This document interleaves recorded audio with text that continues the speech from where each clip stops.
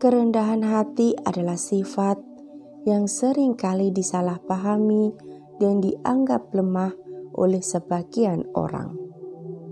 Namun, nilai-nilai yang terkandung dalam kerendahan hati sebenarnya dapat memberikan dampak positif yang besar dalam kehidupan seseorang dibandingkan dengan sifat sombong. Apa itu kerendahan hati?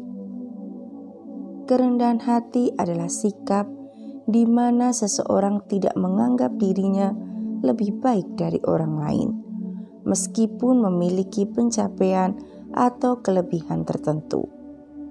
Orang yang rendah hati cenderung lebih menghargai orang lain, terbuka terhadap kritik, dan siap untuk belajar dari siapa saja.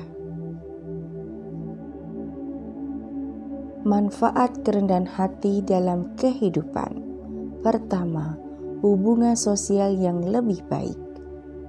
Orang yang rendah hati biasanya lebih disukai dalam pergaulan.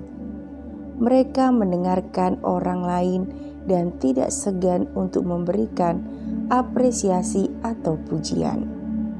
Hal ini membuat hubungan sosial mereka lebih harmonis dan saling mendukung. Kedua, kesempatan belajar yang lebih banyak. Dengan sikap terbuka terhadap kritik dan nasihat, orang yang rendah hati dapat belajar dan berkembang lebih cepat. Mereka menyadari bahwa setiap orang memiliki sesuatu yang bisa diajarkan. Ketiga, kesehatan mental yang lebih baik. Tanpa tekanan untuk selalu menjadi yang terbaik atau di atas orang lain, orang yang rendah hati cenderung mengalami lebih sedikit stres dan kecemasan. Mereka menerima diri mereka apa adanya dan fokus pada perbaikan diri. Sementara itu, kesombongan seringkali dianggap sebagai bentuk percaya diri yang berlebihan.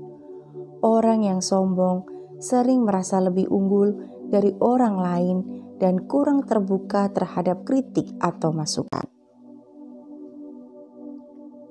Dampak dari kesombongan adalah: pertama, hubungan sosial yang kurang harmonis.